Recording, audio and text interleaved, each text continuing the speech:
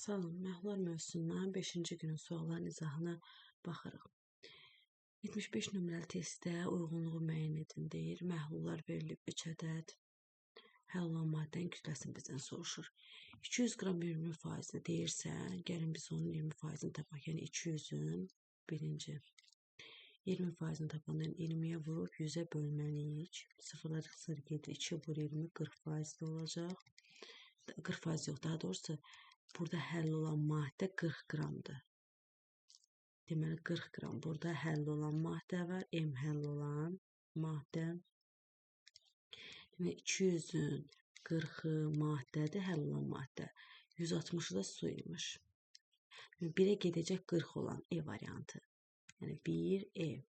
Sonra 2-də 250 qram 10%li. Vur 10-a böl 100-ə. Sıfırlar gedir, qalır 25 qram.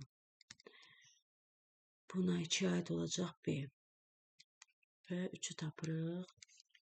150 qram 30%li. 150-ni vuruq 30%-ə, bölürük 100-ə. Burada sıfırlar gedir, qalır 3 vur 15. Bu da 45 qram edəcək. 3-ə də gedir A, 45.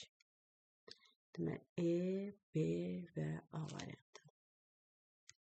Daha sonra 58 nömrəli testə bax. Hansı duzun 1 molunun tərkibində 36 qram kristallaşma suyu var?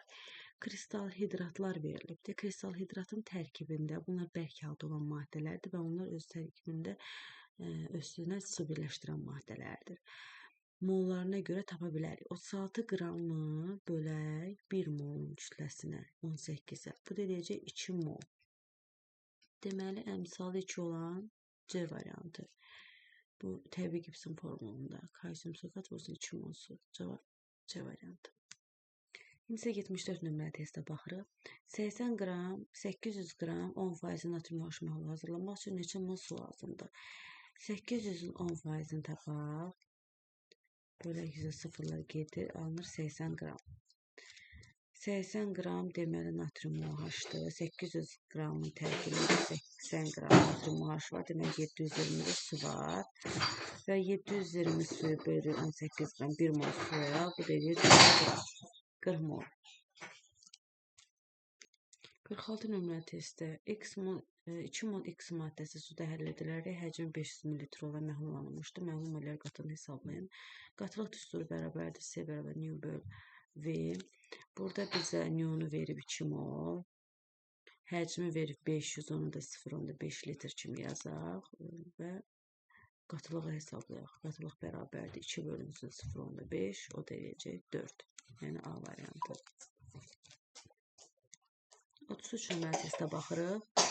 Burada deyir ki, 20 dərəcədə hansı qablarda duzların verilmiş kütləsi suda tam həll olur. Yəni suda həll olan duzları götürəcək. Sulfatlardan da bayram metodu çöküntü olduğuna görə həll olunur. Kaliumun bütün duzları həll olur. Dəmir soda da çöküntü deyil, həll olur.